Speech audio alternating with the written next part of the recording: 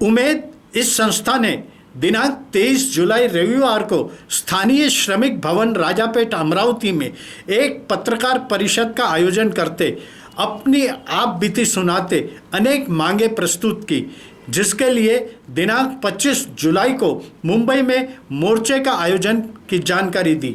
समाचार संकलन अशोक भाई जोशी।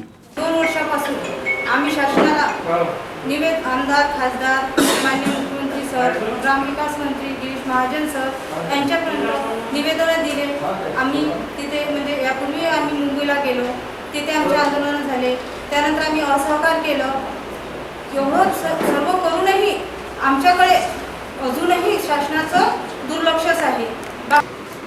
उमेद कंत्राटी कर्मचारी कल्याणकारी मंडळ अमरावती यांचा मी उपाध्यक्ष आहे, अजय कुंठे।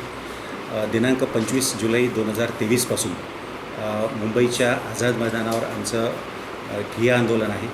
संपूर्ण महाराष्ट्रातून हजारो ज्या महिला आहेत त्या आपल्या प्रलंबित मागण्याकरिता 23 तारखेपासून आझाद मैदानावर उपोषणाला बसणार आहेत। आमचे जे कॅडर आहे, जे महिला बचत गटाच्या माध्यमातून ग्रामीण भागामध्ये काम करते, त्या कॅडरच्या मागण्या मागच्या 2 वर्षापासून प्रलंबित आहेत। सगळ्यात प्रमुख मागणी आहे त्यांचं जे मानधन आहे, त्यांची मानधन वाढ झाली पाहिजे। फक्त 3000 रुपये त्यांना मानधन आहे आणि शासनाच्या विविध योजना ज्या महिला बचत गटाच्या माध्यमातून राबवल्या जातात, त्या सगळ्या योजनेचा भार ग्रामीण भागातली शासनाची प्रतिनिधी म्हणून, बचत गटाची प्रतिनिधी म्हणून त्यांच्यापर्यंत आहे।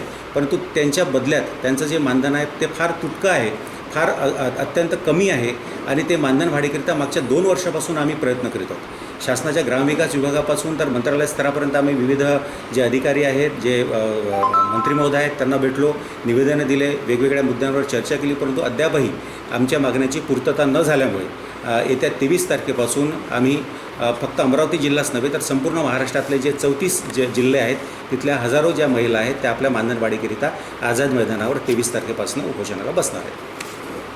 आपका मांग पूरी नहीं हुई तो आप क्या करेंगे? अगला कदम क्या रहेगा आपका? 25 जुलैपासून आहे।